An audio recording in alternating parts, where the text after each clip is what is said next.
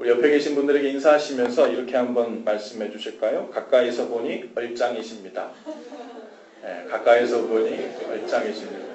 멀리서 볼 때는 잘 몰랐는데 가까이서 보니까 얼짱이에요. 이 얼짱이 누구를 말해 얼짱이라고 하죠? 얼굴이 예쁘고 잘생긴 사람 보고 얼짱이라고 그러죠.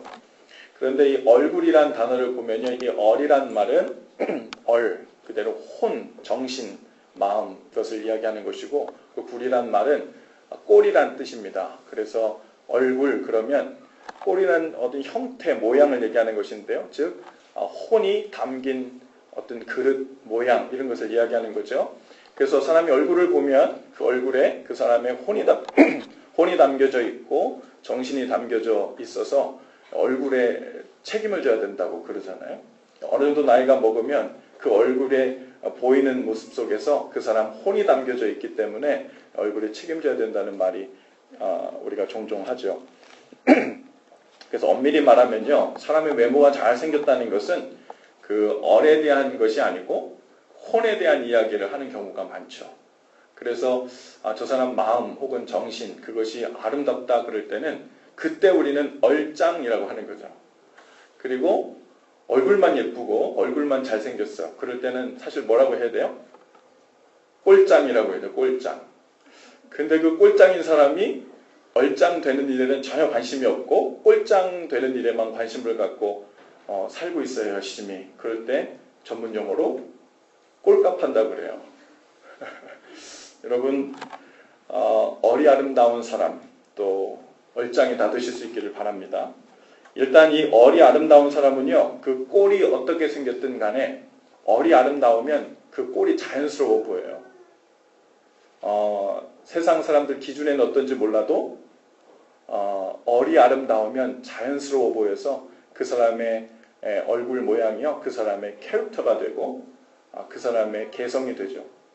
그런데 얼이 아름답지 못하고 그저 꼴에만 관심을 갖게 되면 그냥 그 꼴을 어느 세상 사람들이 생각하는 어느 기준에 맞추기 위해서 계속해서 맞춰가고 깎아내고 고치고 그렇게 되죠. 깎아내고 고치는 거 끝이 없어요. 그렇죠? 얼굴을 깎아내고 다 고쳐놨는데 몸하고 이제 안 맞아.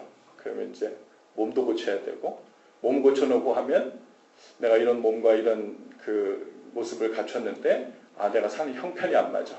막 이게 뭐든 계속 고쳐나가는 조급하고 어렵고 불행한 날이 끊임없이 계속되죠. 오늘 말씀 제목을 원래 뭐라고 하려고 했었냐 하면 화장을 지우고 이렇게 하려고 했었어요. 실제로 목사님께도 화장을 지우고라는 제목으로 드렸다가 중간에 제가 다시 고쳤거든요. 요즘 남자 여자 할 것 없이 화장을 많이 하는데요. 화장을 왜 합니까? 예뻐 보이려고 하죠. 그렇죠? 예뻐 보이려고. 화장은 근데 어떤 방법으로 예뻐 보이게 하는 겁니까? 첫째는 가리는 거죠. 그렇죠? 잡티도 가리고 여드름도 가리고 열심히 가리는 것을 통해서 예뻐 보이게 하잖아요. 두 번째는 강조해서 돋보이게 만들죠. 그렇죠? 입술도 빨갛게 돋보이게 만들고 눈썹도 돋보이게 만들고 또 얼굴 피부색도 투명하게 돋보이게 만들고 그러니까 그런 것들 통해서 우리는 화장을 통해 꼴짱을 추구합니다. 그리고 아름답게 보이려고 하죠. 우리가 화장하는 것이 나쁘다는 게 아닙니다. 적당한 어울리는 화장은 해야 하죠. 때로는 우리가 너무 방치하면 민폐가 될 수도 있고 예의가 아닐 수도 있죠. 그런데 문제는요, 사람들이 마음의 화장을 하는데 문제가 있어요. 마음의 화장. 얼에 문제가 있어서 자꾸 그 혼을, 그 감정을, 그 마음을 가리려고 하는 거죠. 그리고 다르게 보이려고 애쓰는 겁니다. 그게 바로 무엇한 척 하면서 사는 거예요. 실제로는 그렇지 않은데. 괜히 이 쿨한 척 하고요. 그리고 센 척 하고요. 바쁜 척 하고요. 충격받지 않은 척 하고요. 아무렇지 않은 척 하고요. 매일 마냥 행복하고 즐거운 척 하며 사는 거죠. 어떤 사람은요, 열등감을 감추려고 그런 척을 하며 살고, 또 어떤 사람은 상처나 아픈 기억을 감추려고 그런 척을 하면서 삽니다. 감추고 싶은 것이 많을수록 마음의 화장을 더 짙게 하고 더 오버를 하면서 살죠. 형편에 맞지 않게 비싼 물건을 사서 그것을 자랑하고 싶어 한다든지, 학벌이나 스펙을 항상 내 존재보다 앞서 내세워서 자신을 달리 보이게 하고 싶어 한다든지, 그것에 집착하죠. 자기 안에 무언가를 감추고 마음의 화장을 하고 있다는 증거입니다. 그래서 우리 사람들을 대할 때도요, 누군가 자연스럽지 못하고 무언가 센 척하고 뭐뭐 척척하는 모습이 보이면 무언가를 감추고 싶어 하는구나. 그 안에 약한 것이 있구나. 부끄러운 것이 있구나. 혹은 죄가 있나? 혹은 내보이고 싶지 않은 부끄러운 모습이 있나? 다양한 것들을 생각해 볼 수 있죠. 여러분, 얼굴 화장은요, 밤이 되면 지웁니다. 그렇죠? 그런데 피곤해서 안 지우고 그냥 자면 그 다음날 어떻게 돼요? 뾰루지도 나고 또 피부도 그런 날이 반복되면 점점 안 좋아지겠죠. 그런데 마음의 화장을 한 많은 사람들이 오랫동안, 정말 오랫동안 화장을 안 지운 채로 사는 경우가 많아요. 10년 동안, 20년 동안, 30년 동안 화장을 지워본 적이 없어. 마음의 화장을 지워본 적이 없고 점점 더 짙게 해서 나 아닌 다른 사람으로 살아갑니다. 그리고 나 아닌 다른 사람으로 온종일 사람들을 만나고 그런 모습을 하면서 집에 돌아와 편한 복장으로 갈아입고 난 후에는 허탈감과 공허함이 파도처럼 밀려오죠. 그 괴리 속에서 괴로워하다 보면 우울해지기도 하고 슬퍼지기도 하고 세상 사는 것이 사는 것 같지 않고, 밖에서는 웃으며 떠들고 살았는데 실제 내 모습이 와서는 전혀 웃고 싶지 않은 심각한 모습을 보게 됩니다. 그러면 여러분, 어떻게 마음의 화장을 지울 수 있을까요? 어떻게 하면 마음의 화장을 지우고 나 사실은 세지 않아, 늘 기쁜 것도 아니야, 사실은 열등감도 있고 상처도 있고 괜히 세 보이려고 그런 거야, 무시 안 당하고 싶어서 그랬어, 사실은 난 도움이 필요하고 관심이 필요하고 나 있는 모습 그대로 봐주는 사람이 필요하고 내 마음 알아주는 사람이 필요해. 이런 태도로 두려움 없이 그 마음의 민낯으로 사람을 대하고 주님께 나갈 수 있을까요? 부끄럽고 감추고 싶었던 죄와 상처와 열등감을 사람들이 막 지나다니는데 아무데나 막 놓을 수 없잖아요. 사람들이 보고 놀릴 거 아닙니까? 손가락질할 거 아니에요. 사실은 대부분 그것이 두려워서 감추고 또 진하게 화장을 하는 것 아니겠어요? 오직 한 가지 방법이 있어요. 그 진한 화장을 지울 수 있는 방법은 믿을 만한 분께 맡기는 일이에요. 믿을 만한 분께 맡기는. 주님께서 그래서 그 무거운 마음의 짐을 지고 살아가는 사람들에게 이렇게 말씀하시죠. 수고하고 무거운 짐진 자들아 다 내게로 오라. 내가 너희를 쉬게 하리라. 사실은 쉬고 있는 것 같지만 쉬지 못하고, 웃고 있지만 웃는 게 아닌 그런 삶 가운데 살고 있는 우리들을 주님께서 부르셔서 우리 눈을 깊이 응시하시면서 말씀하시는 거예요. 너 사실은 쉬지 못하고 있잖아. 내게 맡겨라. 내가 나를 쉬게 하리라. 오늘 본문 22절에서도 그렇게 이야기하죠. 내 짐을 여호와께 맡기라. 여러분, 믿음으로 산다는 게 무슨 의미이겠습니까? 또 믿음으로 안 산다는 건 무슨 의미일까요? 다양한 잣대와 기준을 놓고 이야기할 수 있지만 아주 중대한 기준 중에 하나는 뭐냐면 내 삶을 주님께 맡기고 사는 사람인가 그렇지 못한 사람인가. 여러분, 이 기준에 의해서 믿음으로 사는 사람인가 그렇지 못한 사람인가가 결정나는 거예요. 내 삶을 주님께, 내 짐을 주님께 맡기고 사는 사람인가, 아니면 여전히 짐을 내가 지고 내가 고민하며 내가 애쓰면서 주님 곁에는 있는데 실제로 주님께 맡기진 않고 주님 언저리에서만 나 저분 알아. 나 저분하고 가끔 이야기도 하고 말씀도 듣고 그래. 나 저분 예배도 해. 근데 짐을 맡기지 않으면요 믿음으로 사는 건 아니에요.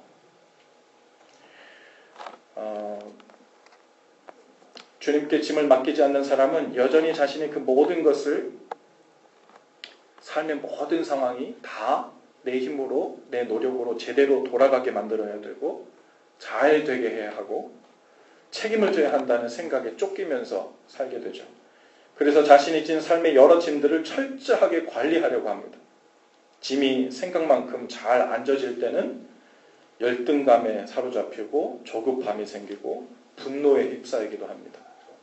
또 짐이 생각대로 잘 져지는 것 같으면 그것을 계속 유지하고 지켜내야 한다는 생각에 그 마음 또한 초조해지고 불안해하고 피곤이 엄청나게 몰려들죠.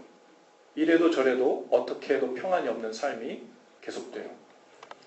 요즘 아이들이요 삐뚤어지고 잘못되는 많은 경우를 볼 때 여러 요인들이 있지만 그 중에 한 가지가 부모들의 과도한 관심이랍니다. 너무 관심과 사랑이 표현되지 않아도 문제지만 잘못된 방식으로 과도한 관심이 표현될 때 아이들이 그 인생을 잘못 이해하고 자기 자신에 대해서 잘못 생각하고 인생관이 완전히 삐뚤어지는 경우가 많다는 거예요. 아이는요 누구나 다 방황하는 때가 있죠. 사춘기를 다 지나잖아요. 누구나 다 미숙한 때를 지나죠. 실수하는 때도 지납니다. 흔들리지 않고 피는 꽃은 없다 그러잖아요. 그런데 부모가 마음의 여유가 없는 거예요. 그 흔들릴 공간과 자유를 아이에게 허락하지 않는 겁니다. 실수하고 실패하면서 자신을 돌아보고 생각할 여유와 시간을 주지 않는 거예요. 왜요? 이 자녀 교육이라는 짐도 빨리 내가 컨트롤하고 성공적으로 해치워야 하는 것으로 알고 있거든요. 그래서 하나님께 아이를 맡기지도 않았어요. 사실은 이 아이를 위해서 주님 좀 건강하게 도와주세요. 좀 지혜롭게 똑똑하게 해주세요. 라고 기도하고 구하는 것 같지만 아이를 주님께 맡기진 않았어요. 그래서 그 모든 결과를 자신이 책임지려 하고 잘못된 결과가 나올까 안절부절 조바심을 냅니다. 그러니 그 모든 과정이 순조로울 수가 없어요. 그 모든 과정에 좋은 결과가 나오도록 만들기 위해서 실수할 여유도 바로잡을 틈도 스스로 생각하고 자숙할 그런 여유가 생기지 않죠.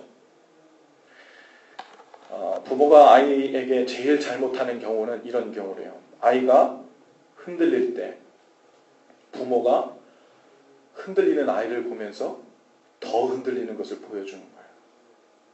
그러면 자기는 때가 돼서 흔들린 거거든요. 인생을 고민할 때가 됐고 실수할 때가 됐고 사람이 약하구나라는 걸 알고 내 안에 죄성도 있구나 알고 이런 거를 인식하기 위해서 흔들리는 건데 그 흔들릴 때 부모가 더 막 난리를 피는 거예요. 큰일 난 것처럼. 이 아이가 커서 어떻게 되려고 이렇게. 그리고서는 더 흔들리는 모습을 보여주면 그 아이가 자기 자신을 바라볼 때 나는 비정상인가 보구나. 나만 이상한 아이인가 보구나. 나만 부모를 불행하게 만드는 사람인가 보구나. 그리고서는 자기 자신에 대한 잘못된 자아를 형성하게 된다.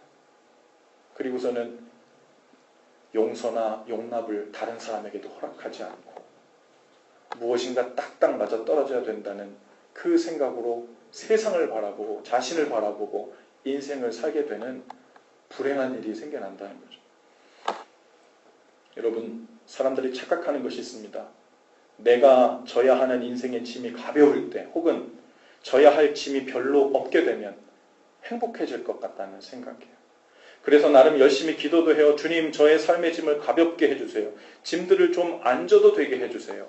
아니면 좀 쉽게 질 수 있는 방법을 좀 가르쳐 주세요. 그런데 인생의 짐은 누구에게나 본래 무거운 거고요. 본래 스스로 질 수 없는 거예요. 내일 아침에 무슨 일이 일어날지도 알지 못하는 사람이 어떻게 인생의 짐을 다 지고 살려고 나서겠어요. 그리고 그 모든 결과를 예측하고 미연에 방지하려고 마음을 먹고 시작하는 것 자체가 불행한 삶을 시작하는 것과 같은 거죠. 사람은요, 아주 신기한 존재입니다. 어제 2030 컨퍼런스 스태프회의가 어바나 샴페인에서 있었어요. 그래서 우리 교회 전도사님들 그리고 몇몇 스태프들과 함께 다녀왔는데 거기 갔다 올라오면서 저녁 식사를 같이 하게 됐어요. 다운타운에 모여가지고 둥글게 앉아가지고 식사를 함께 하는데 음식을 기다리면서 이런저런 이야기를 하다가 이런 이야기를 하게 됐어요. 우리는 매일같이 아주 이해하기 힘든 기적을 경험하며 살고 있는 것 같다고요. 어떻게 이 손에 만져지는 음식을 입속에 집어넣으면 이것이 어떤 과정으로 변환돼서 에너지화되는가 이거예요. 에너지로 변환된다는 게 이게 그래서 몸속 구석구석에 에너지가 축적돼서 움직일 수 있는 힘이 된다는 게 이게 놀라운 신비. 음식을 기다리면서 그런 고차원적인 생각을 했어요. 그런 이야기도 하고요. 또 하나 또 놀라운 건 그 몸속에 축적된 에너지가 어떻게 눈에 보이지 않는 마음 혹은 이런 영적인 부분까지 연결이 되어서 힘이 나고 새 마음을 품게 하고 어떻게 이런 데까지 연결이 될까? 음식을 먹는 것을 통해서. 우리는 날마다 엄청나게 이해되지 않는 신비한 일을 겪으면서 하는 거죠. 어떤 자매가 또 이렇게 얘기해요. 저는요, 숨 쉬고 사는 게 신기해요. 한 번도 숨을 멈추지 않겠다고 애를 써본 적도 없는데 살다 보니까 내가 계속 숨을 쉬면서 살고 있더라고요. 그게 자연스럽게 죽지 않고 살고 있는 게 너무 신기하다. 우리 성욱 전사님은 어제 뭐라고 하셨죠? 아침에 일어날 때 아침에 자기는 눈을 뜨는 게 신기한데 밤에 눈을 감았는데 아침에 누가 깨우지도 않는데 어떻게 이렇게 아침마다 살아있는 모습으로 오늘 아침에 기침하며 일어났다는데 어쨌든 기침을 할지언정 어떻게 이렇게 아침마다 눈을 뜨고 살게 될까 신기하다는 거예요. 사실 거꾸로 보면요, 우리는 우리가 컨트롤할 수 없는 게 태반입니다.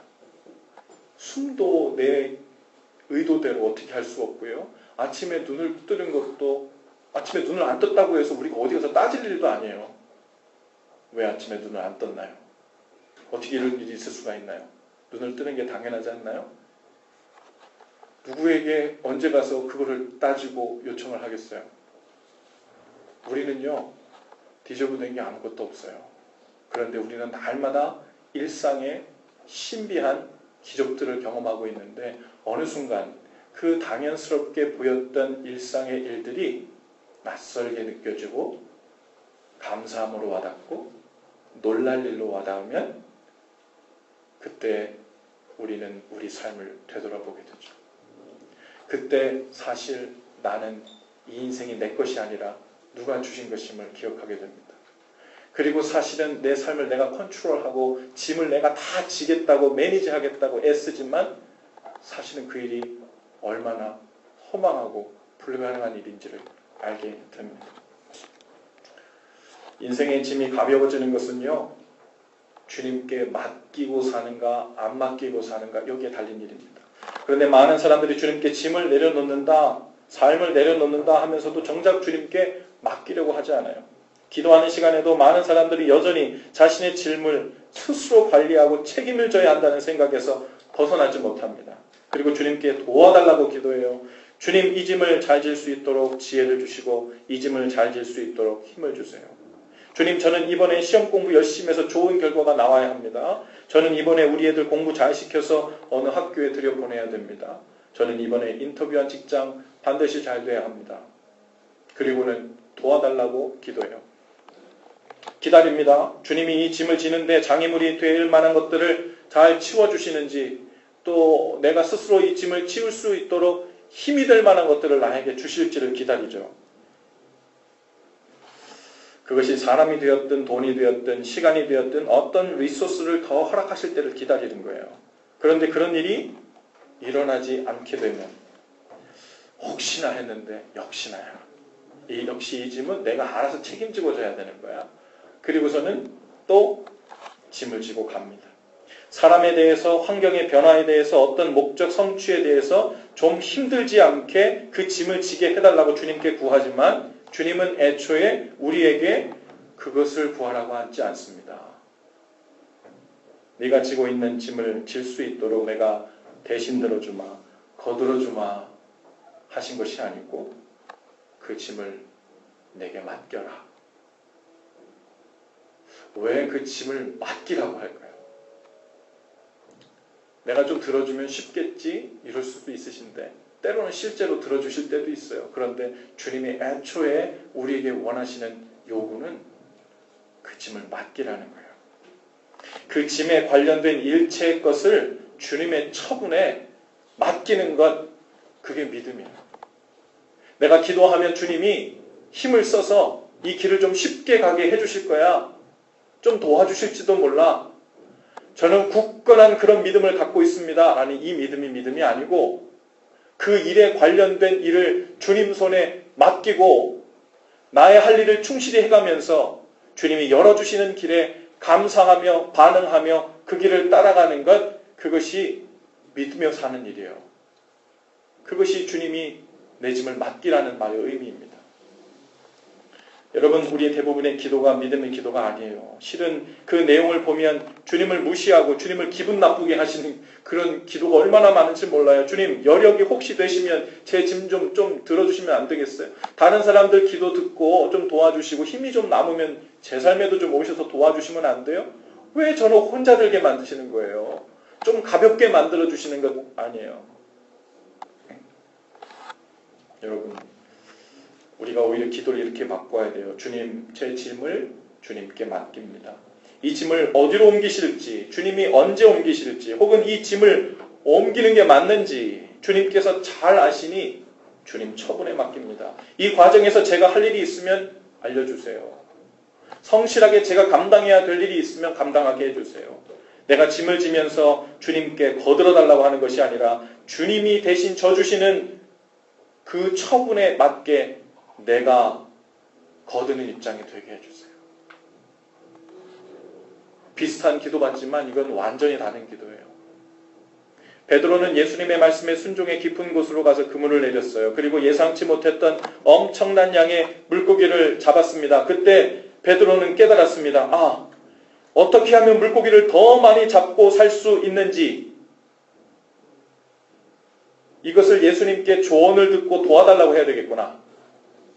오늘뿐 아니라 내일도, 앞으로 1년 후에도 주님이 주시는 내 이 어부라는 직업을 더 효과적으로 잘 해낼 수 있도록 주님께 조언을 들으면 주님이 나의 큰 짐을 덜어주시는 것이지. 그러면 훨씬 나은 삶이 되겠다. 그렇게 생각했을지입니다. 그런데 베드로는 그렇게 생각하지 않았어요. 이분은 내가 물고기 잡는 것을 도와줄 뿐이 아니라 내 인생을 맡겨야 되는 분이구나. 베드로는 그걸 깨달았어요. 내가 물속에서 끌어올린 것은 많은 물고기가 아니라 이분이 누구신지를 아는 지혜를 끌어올린 거구나. 그리고는 예수님 앞에 무릎을 꿇고 삶을 맡겼습니다. 베드로가 주님께 자신을 맡겼을 때 주님은 그를 고기가 아닌 사람 낚는 어부로 만들어 주셨어요. 이건 직업을 바꿨다는 얘기가 아니에요. 단순히. 어쩌면 어부 일을 계속하면서 사람 낚는 어부의 중심을 두고 살게 하셨을 수도 있어요.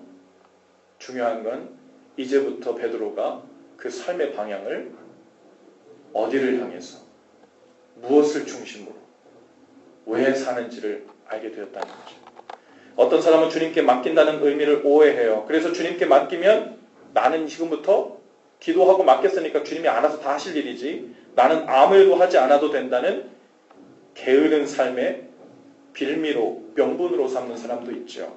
그런데 주님의 목, 그리고 나의 몫을 분명히 알고 성실하게 사는 것이 주님께 삶을 맡긴 사람들의 태도입니다. 삶을 포기한 사람은요, 삶에 의욕이 없어요. 열정도 없어요. 될 대로 되라식이에요. 그게 점점 페인이 돼갑니다. 그러나 믿을 만한 주님께 짐을 맡겨드린 사람은 주님이 그 처분을 어떻게 하시든 그것이 나에게 가장 좋은 것으로 하신다는 믿음이 있기 때문에요. 주님이 다 알아서 하시겠지만 그래도 제가 할 수 있는 일은 뭐 없나요? 제가 해야 될 최소한의, 제가 지켜야 될 저의 몫은 무엇입니까? 하고 주님께 구하고 성실함으로 반응하고 의욕이 있고요. 열정이 있고요. 성실함으로 반응합니다. 주님께 맡기고 사는 사람은 마음에 대신 짐이 없어요. 왜? 주님께 맡긴 상태에서 주님이 나에게 감당할 만큼 주시는 그것을 가벼운 마음으로 기쁨으로 willingly 쫓아가는 삶이 되기 때문에 그래요. 시간을 예로 들면 어떤 일이 있어도 주님께 예배할 시간, 말씀 먹을 시간, 기도할 시간, 하나님 앞에 스스로 정한 만큼 떼어놓는 일, 나의 몫이에요. 그리고 나머지 시간으로 주님이 나에게 주신 공부의 짐, 직장의 짐, 관계의 짐, 가정의 짐들을 가능한 만큼 성실히 져나가는 거예요. 어떨 땐 계산이 나올 때도 있고 안 나올 때도 있고 안 맞을 때도 있고 부족해 보일 때도 있어요. 그런데 그 처분은 주님께 맡기는 거예요. 왜요? 내가 할 몫은 주님이 기뻐하실 것만 내가 성실히 감당해요. 나머지는 나의 최선을 다했어요. 그리고 주님 손에 맡겼기 때문에 주님이 그것으로 기적을 만들든 아니면 그것을 변형시켜 무엇을 만들든 오히려 그것이 부족하고 어렵게 된 것이 도리어 더 좋은 밑거름이 되어서 잘되게 만드시든 하나님께서는 그것으로 무엇이 됐든 가장 최선의 것을 만들 것이라는 믿음이 있는 겁니다. 그 원칙이 바로 선 사람, 그게 믿음으로 사는 거예요. 주님이 날 도와주실 거야. 내 일을 잘 되게 하실 거야. 내가 기도했으니 하나님은 무조건 내 가는 길에 형통한 대로를 열어주실 거야. 분명히 그렇게 해주실 거야. 그렇게 해주셔야 돼. 그렇게 안 되면 안 됩니다. 이런 식으로 기도가 막 바뀌어가는 사람. 자기 최면이에요. 믿음이 아니라. 내가 하나님께 이것을 구했다고 하나님이 들어주실 의무가 없어요. 주님은 우리가 구하면 다 들어주신대요. 분명히 약속하셨어요. 하지만 전제가 붙어요. 너희가 내 말 안에 거하면, 너희가 내 뜻 안에서 구하면, 내 짐을 내게 맡기고 구하면 무엇이든 들어주신다는 거예요. 내가 원하는 뜻대로, 내가 원하는 방향대로 내가 지고 싶은 짐, 이것을 져달라고 기도하고 기도했으니 약속대로 다 이루어주세요. 이거는 지 맘대로 신앙이에요. 자기 맘대로. 여러분, 어떤 사람들은요, 우선순위를 정하지 않아요. 그리고 나의 몫을 포기합니다. 그리고 그저 그냥 막연하게 주님이 내 믿음을 보시고 무언가 이루어주시겠지라고 생각해요. 하지만 그것은 믿음이 아닙니다. 어떤 사람들은요, 여러분 나의 결과를 어찌 되었든 주님의 처분에 맡기는 거예요. 주님께 예배하고 기도할 시간을 만일 우리가 다 빼서 시험 공부 열심히 해가지고 좋은 결과를 얻었다고 합시다. 그것으로는 주님께 영광을 돌릴 수 없죠. 하나님께 예배할 시간 한두 시간을 할애해서 그것과도 아껴가지고 하나님 제가 제 학생의 본분인 공부에 최선을 다했어요. 그리고 집중을 다했더니 주님의 은혜로 좋은 결과를 얻었습니다. 할렐루야, 영광입니다. 이건 가식입니다. 어떻게 그게 영광이 돼요? 주님을 믿음으로 주님께 맡겨드린 영역이 전혀 없는데, 주님을 의지하고 주님께서 행하실 몫을 남겨두지도 않았는데, 내가 나의 노력으로 다 해놓고 이름만 주님 이름으로 갖다 놓는다고 그게 영광이 되는 게 아니에요. 내가 내 인생을 원하는 열매들을 다 성취한 다음에 하나님 받으세요. 주님 영광입니다. 주님은 우리에게 그런 영광을 받고 싶지도 않아 하시고 영광도 되지 못해요. 주님이 받으시는 영광은 부족함에도 불구하고 말이 안 됨에도 불구하고 계산이 안 나옴에도 불구하고 주님이 나에게 명하신 그 최소한의 우선순위의 원칙을 지키고 나머지를 주님 손에 맡기며 최선을 다했는데 주님이 그 부족한 것도 채워주셨어요. 주님이 안 될 것 같은 일을 이루어 주셨어요. 이게 어그러져서 부족해가지고 안 될 줄 알았는데 이 일을 도리어 선이 되게 하셔서 내 삶을 새롭게 해주셨어요. 그럴 때 그것은 주님이 하신 일이 되는 거예요. 우리의 믿음을 사용하신 게 된 거예요. 그럴 때 주님이 영광이 되시는 거죠. 주님께서 하신 일이 아무것도 없는데 우리가 공장에서 영광 될 만한 일 스스로 만들어다 갖다 바치는 게 영광이 아니라고요. 주님의 은혜로 좋은 결과를 내 힘으로 해서 들은 다음에 하나님 이것이 주님께 영광이 되었습니다. 그런 말은 없습니다. 주님 앞에서 그런 태도는요, 성공해도 실패고 실패해도 실패해요. 주님이 주신 재정에서도 여러분 지혜로워져야 돼요. 필요에 따라 맞춰가면요, 우리 삶은 늘 모자라요. 당장 생명이 걸린 지출이 아니라면 하나님 앞에서 주님이 기뻐하실 재정 지출에 대한 원칙을 세우는 거예요. 하나님, 지금 내 삶 속에서 내가 믿음으로 주님께 반응할, 하나님께 드릴 것, 이웃을 위해 드릴 것, 주님이 제게 원하시는 그 무엇, 그것을 위한 원칙을 제가 이렇게 세웁니다. 그리고 상황에 상관없이 원칙대로 믿음으로 반응하며 주께 나가겠습니다. 나머지는 제가 주님을 바라보고 원칙을 세운 것이니 주님께서 채워주실 줄 믿고 이루어주실 줄 믿고 해결해 주실 줄 믿습니다. 그게 믿음으로 사는 거예요.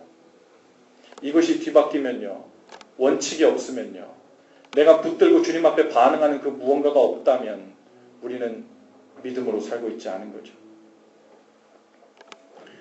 어떻게 맡길 것인가? 오늘 말씀에 보니까 기도로 맡기래요. 17절에 보니까요, 저녁과 아침과 정오에 내가 근심하여 탄식하며 주님께 기도할 것이라고 했어요. 탄식과 근심의 민낯을 주님께 아뢰므로 나아가는 거예요. 왜 저녁부터 나왔냐? 여러분, 이 시기에는요, 이 사람들은 그 문화상 하루가 저녁에 시작돼요. 해가 넘어가면서 하루가 시작되고 아침이 날이 밝으면서 또 저녁 때가 되면 하루가 지난 거거든요. 그래서 아침, 점심, 저녁이라고 하지 않고 저녁, 아침, 정오라고 이야기한 거예요. 그래서 하루 종일이란 뜻이죠. 우리 같으면 아침과 점심과 저녁에 기도하겠습니다 했을 텐데 이 사람들의 그 날 세계관에서는 저녁과 아침과 정오에 하루 종일 제가 주님께 근심의 민낯을 가지고 탄식하며 주님께 아뢰겠습니다. 그러면 여러분, 문제는요, 저녁에 주님께 기도로 맡겼어요. 하나님 주 안에 이런 염려와 근심이 막 들어요. 도저히 계산이 안 나와서 불안도 생기고요, 우려가 있어요. 그래서 주님께 맡겨드립니다 하고 기도를 했어. 그때는 마음이 주님께 이제 맡겨진 것 같아서 마음에 평안이 있었는데 자고 일어났더니 아침 오니까 주님께 맡겼던 짐이 다시 내 마음에 다시 들어와 있어요. 아침 일어나 보니까 또 마음의 근심과 탄식이 또 일어나고 불안하고 또 그래요. 아침에 다시 맡겨요. 점심때 되니까 언제 들어왔는지 모르는데 그 맡겼던 짐이 다시 내 안에 또 들어와 있어요. 정오에 다시 맡겨요. 맡기고 사는 삶이 유스트 되면요, 그 다음에 어떤 일이 발생하냐면 여러분, 하루에 3끼 먹어야만 산다고만 생각했는데 2끼만 먹는 사람은 오랫동안 그 일을 계속하면 2끼만 먹고도 삽니다. 유지돼요, 삶이. 어떤 사람은 1끼만 먹고 오래 산 사람들은 1끼만 먹고도 삶이 정상생활이 유지됩니다. 어떨 때는 하루에 5번씩 7번씩 주님께 염려되는 마음을 맡기고 살았는데 그때마다 자꾸 내 안으로 되돌려질 때마다 그것을 기도로 주님께 맡기는 기도를 하다 보면 어쩌면 우리가 생각보다 훨씬 많이 주님께 되돌려 맡기지 않아도 우리 안에 주님 안에 거하는 삶이 유지되고 또 그것이 가능케 되는 날이 점점 가까워지는 거죠. 여러분, 22절에 보니까요, 내 짐을 여호와께 맡기라. 그가 너를 붙드시고 의인의 요동함을 허락지 아니하시리로다 라고 했어요. 짐을 맡긴 사람은 주님이 흔들리지 않도록 붙들어 주시는데 그 요동하지 않도록이라는 말은요, 우리가 하나님께 맡기면 주님이 우리의 생활을 경제적으로 혹은 관계적으로 혹은 다양한 삶의 영역에서 아무 문제도 안 만나도록 안정되게 흔들리지 않도록 요동하지 않도록 지켜주신다는 말이 아니에요. 그런 의미가 아니라 인생을 살면서 어떤 버거운 문제의 짐을 만나도 주님을 신뢰하며 주님께 삶을 맡기고 사는 그 삶이 흔들리지 않도록, 주님을 바라보고 주님을 의뢰하며 그 평안을 유지하는 그것을 놓치지 않도록 의인의 요동함을 허락지 아니하신다는 말이에요. 하나님, 저는 주님께 기도했는데 왜 제 삶은 자꾸 이렇게 불안한가요? 저는 주님께 기도했는데, 주님께 분명히 아뢰는데 왜 나는 또 이런 상황이 자꾸 어렵게 되나요? 무엇이 문제인가요? 아니에요. 우리가 포커스를 두고 기대할 것은 내가 주님께 구했으면 주님께서 우리가 주님을 믿고 신뢰하며 짐을 맡기고 사는 그 라이프 스타일, 그 평안 가운데 사는 것, 주님 안에 거하는 그 삶, 그 의인의 요동함을 허락지 아니하신다는 할렐루야. 우리는 그 안에 사는 거예요.